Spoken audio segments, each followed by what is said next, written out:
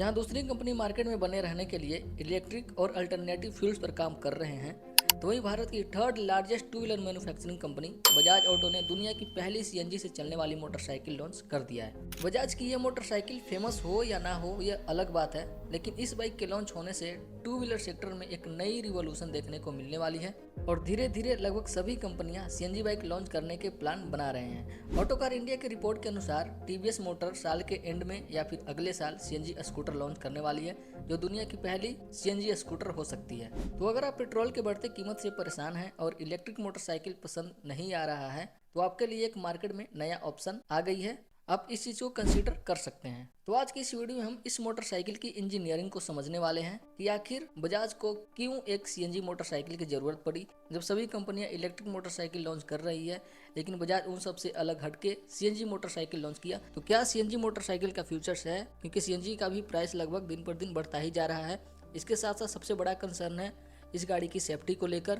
तो ये गाड़ी कितना सेफ है, इन सब चीज़ों पे आज हम बात करने वाले हैं। इसके साथ साथ ऑपरेटिंग कॉस्ट की बात कही जा रही है, तो ये गाड़ी कितना सस्ता पड़ने वाली है, इन चीज़ों पर हम बात करने वाले हैं। मेरा पूरा मकसद रहेगा इस गाड़ी की इंजीनियरिंग को समझाना। इसकी जो फीचर्स है सब है यूट्यूब पर वॉक अराउंड की कोई भी वीडियो में आप आसानी से देख सकते हैं, लेकिन मैं जो चीज़ आज बताने वाला हूँ वो शायद ही किसी वीडियो में आपको देखने को मिलेगी। तो बजाज फ्रीडम 125 एक बाईफ्यूल मोटरसाइकिल है जो पेट्रोल और सीएनजी दोनों से चलती है। इस गाड़ी में 2 लीटर का पेट्रोल टैंक दिया गया है और 12.5 लीटर का सिलेंडर है, जिसमें 2 kg सीएनजी भरा जा सकता है। अगर रेंज की बात करें तो 2 लीटर पेट्रोल में 130 किलोमीटर और 2 kg सीएनजी में लगभग 200 किलोमीटर यानी पूरा 330 किलोमीटर तक जा सकती है। तो इस हिसाब से इस गाड़ी की माइलेज भी आप देख सकते हैं। पेट्रोल पे चलाएंगे तो 65 kmpl का माइलेज मिलेगा और सीएनजी पे चलाएंगे तो 100 kmpl का। इस गाड़ी में 125 सीसी का इंजन दिया गया है जो 9.5 bhp का मैक्सिमम पावर और 9.7 न्यूटन मीटर का मैक्सिमम टॉर्क जनरेट करती है। तो अगर इसकी टॉप स्पीड की बात करें तो जब आप इसे पेट्रोल पर चलाएंगे तो 93 किलोमीटर पर आवर की स्पीड देखने को मिलेगी और सीएनजी पर स्विच करते हैं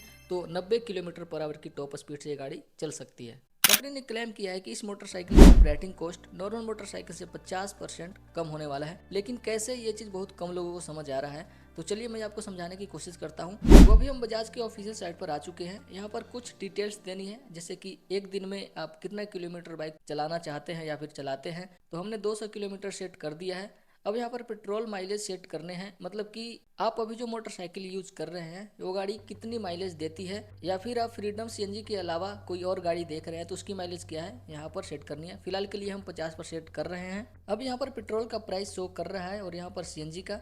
अब इस ग्राफ को समझते हैं। ये पेट्रोल बाइक के लिए है और ये सीएनजी के लिए। इधर आप डेली, मंथली, ईयरली सेट कर सकते हैं और इधर ऑपरेटिंग कॉस्ट शो करेगा। तो हमारे इस सेटिंग के हिसाब से अगर हम एक दिन का ऑपरेटिंग कॉस्ट देखें तो पेट्रोल बाइक में लगभग 420 रुपये खर्चा होने वाली है, जबकि सीएनजी बाइक में मात्र 150 रुपये का खर्चा आने वाला है। तो इस तरह से एक दिन में हमने लगभग 270 रुपये बचा लिए। अगर मंथली पर सेट करते हैं तो हम लगभग यहाँ पर 6,800 रुपये बचा रहे हैं और एक साल में हम लगभग 81,000 रुपये सेव कर सकते हैं। बाकी यहाँ पर आप लाइफ टाइम भी सेट करके देख सकते हैं। लाइफ टाइम में कुछ इतना रुपए हम इस गाड़ी को यूज करके बचा सकते हैं। लाइफ टाइम कहने का मतलब कि किसी भी मोटरसाइकिल का एक लाइफ होती है जो गवर्नमेंट के द्वारा डिसाइड किया जाता है। मेनली इंडिया में जो मोटरसाइकिल होती है 15 साल तक चलाया जा सकता है। तो अगर आप इस मोटरसाइकिल को 15 साल तक चलाते हैं तो कुछ इतने रुपए बचा सकते हैं। इस मोटरसाइकिल को लॉन्च होते ही सबसे पहले लोगों के मन में जो डाउट बना है वह है इसकी सेफ्टी को लेकर। खासकर इसके सीएनजी सिलेंडर को लेकर काफी ज्यादा सवाल उठ रहे हैं कि सीएनजी सिलेंडर ब्लास्ट तो नहीं हो जाएगी। तो ये गाड़ी किस लेवल की सेफ्टी इंश्योर करती है, इसके ऊपर हम बात कर लेते हैं। तो मोटरसाइकिल हो या कार, उसकी सेफ्टी डिपेंड होती है उसके चेसी फ्रेम पर। मोटरसाइकिल के लिए लगभग 6 डिफरेंट टाइप्स के चेसी फ्रेम होते हैं, जिसे आप स्क्रीन पर देख रहे हैं। नॉर्मल जो 100 से 125 सीसी की बाइक होती है, जो माइलेज और कॉस्ट के पर्पज से बनाई जाती है, उनमें ज्यादातर डबल क्रेडर फ्रेम यूज किया जाता है, जो गाड़ी की स्पीड, वेट, कॉस्ट और लेंथ के हिसाब से डिजाइन किए जाते हैं। रेसिंग या स्पोर्ट बाइक जैसे कि KTM Duke 125, Bajaj N160, TVS Apache RR 310 और बजाज डोमिनार 400 जैसी मोटरसाइकिल में ट्रेलिस फ्रेम यूज किया जाता है। इन सभी फ्रेम में से सबसे स्ट्रॉन्ग होता है ट्रेलिस फ्रेम, जो हाई एंड परफॉर्मेंस बाइक में भी यूज किया जाता है, जैसे कि ट्रूम्प स्क्लैम्बर 400, कवासाकी Z900 और दुकाती स्क्लैम्बर 1100 जैसे हाई एंड परफॉर्मेंस बाइक में भी ट्रेलिस फ्रेम सबसे बेस्ट माना जाता है। तो मैंने आपको 3 बाइक की कैटेगरी आपके सामने रखी है, जैसे कि पहली है कम्यूटर बाइक की कैटेगरी, दूसरी है मीडियम रेंज की रेसिंग बाइक वाली कैटेगरी और तीसरी है हाई एंड परफॉर्मेंस बाइक, जिसे हम सुपर बाइक की कैटेगरी में भी रख सकते हैं। कम्यूटर कैटेगरी को छोड़ दें तो इन दोनों कैटेगरी में ट्रेलिस फ्रेम यूज की जाती है लेकिन बजाज की फ्रीडम बाइक जो कम्यूटर बाइक की कैटेगरी में आएगी, इसमें भी ट्रेलियस फ्रेम देखने को मिलती है। अब इस मोटरसाइकिल में ट्रेलियस फ्रेम लगाने के पीछे दो सबसे बड़े कारण हैं। पहला है सिलेंडर फिटिंग प्रॉब्लम और दूसरी है सेफ्टी ऑफ सिलेंडर। जब इस मोटरसाइकिल को डिजाइन किया जा रहा था तो इसके इंजीनियर्स के सामने सबसे बड़ी प्रॉब्लम थी इतनी बड़ी सिलेंडर को बाइक में इंस्टॉल करना, क्योंकि मोटरसाइकिल में स्पेस होता नहीं है कितनी बड़ी सिलेंडर को आसानी से फिट किया जा सके। और यही कारण है कि आफ्टर मार्केट सीएनजी किट लगाने वाले भी कुछ इस तरह से लगा रहे थे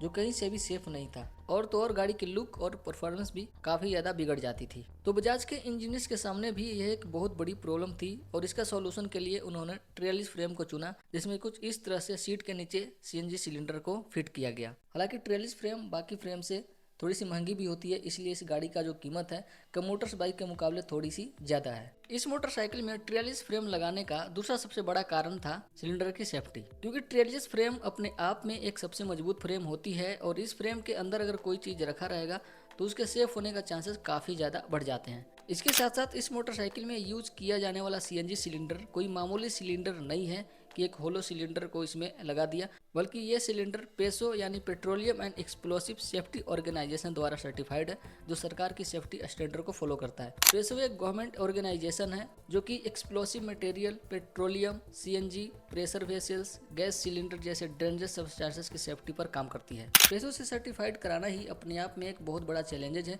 और इसका अंदाजा मुझे तब लगा जब मैं इसके साइट पर जाके सेफ्टी स्टैंडर्ड पढ़ रहा था। तो अगर आपको भी सीएनजी फटने का डर लग रहा है तो आप इनकी वेबसाइट पर जाके सेफ्टी स्टैंडर्ड को पढ़ सकते हैं, लेकिन मेरे हिसाब से इस बाइक की सीएनजी सिलेंडर फटने का चांसेस बहुत ही कम है। और इस डाउट को खत्म करने के लिए कंपनी ने खुद डिफरेंट सिचुएशन के साथ इसकी टेस्टिंग की है और उसकी वीडियो भी हमारे साथ शेयर किया है, जिसमें 11 टन की ट्रक चढ़ने के बाद भी इसके सिलेंडर में कुछ नहीं होता है। डायरेक्ट सनलाइट में रखने से सिलेंडर फटेगी तो नहीं, क्योंकि सनलाइट से सीट काफी ज्यादा गर्म हो जाता है और सीट के नीचे ही सिलेंडर रखा हुआ है। ऊपर से टेम्परेचर भी 50 से 60 डिग्री सेल्सियस तक पहुंच जा रहा है। तो मोटरसाइकिल को डायरेक्ट सनलाइट में रखने से सिलेंडर पर कोई फर्क नहीं पड़ेगा और इसके सिलेंडर फटने के चांसेस बिल्कुल 0% हैं, क्योंकि अक्सर हम अपने मोटरसाइकिल को घंटों तक डायरेक्ट सनलाइट में रख देते हैं, इसके बाद भी हमारे गाड़ी पर कोई भी फर्क नहीं पड़ता है। बस इतना होता है कि जो पेट्रोल होती है वेपर बन के उड़ जाती है, ये थोड़ा बहुत फर्क पड़ता होगा, लेकिन आग लगने के चांसेस बिल्कुल 0% होते हैं। और जो पेट्रोल होती है भाई हाईली फ्लेमेबल होती है सीएनजी के मुकाबले, तो आज तक पेट्रोल वाली बाइक में हमने इस तरह से आग लगते हुए नहीं देखा है,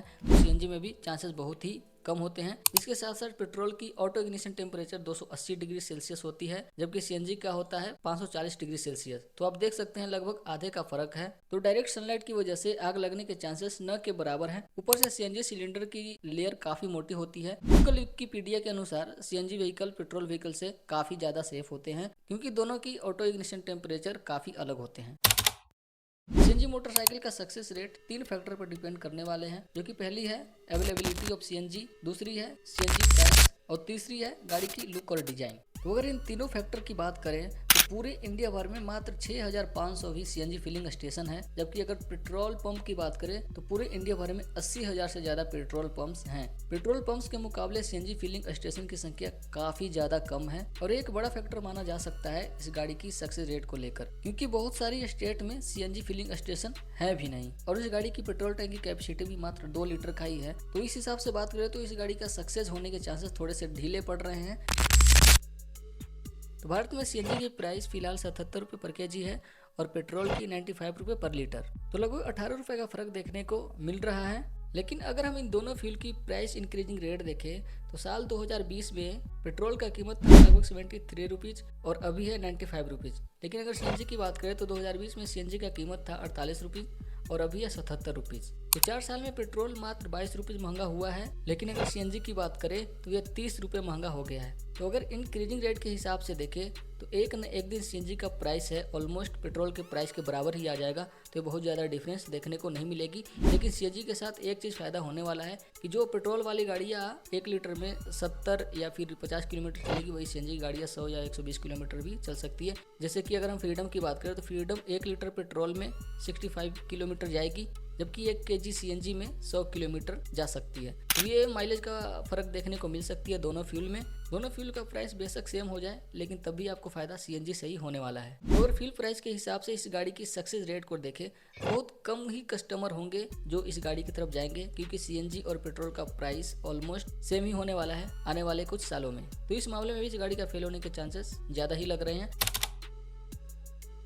लुक और डिजाइन के हिसाब से बात करें तो ये गाड़ी कुछ लोगों को काफ़ी ज़्यादा पसंद आ रही है, तो कुछ लोग इसको काफ़ी ज़्यादा ट्रोल भी कर रहे हैं इसको लुक को लेकर। कुछ लोगों ने इस गाड़ी को बजाज की विक्रांता से कंपेयर कर दिया है, क्योंकि जब वो गाड़ी आई थी तो वो भी मार्केट में नहीं चल पाई थी अपनी लुक की ही वजह से। तो इस गाड़ी को भी उसी की तरह देखा जा रहा है कि ये भी फ्लॉप होगी। लेकिन अगर मैं आपको अपना ओपिनियन बताऊं तो रह नहीं देते हैं, लेकिन उसके बाद भी आपको जानना है तो आप इंस्टाग्राम पे मैसेज करिए, मैं वहाँ पर ज़रूर रिप्लाई दूंगा।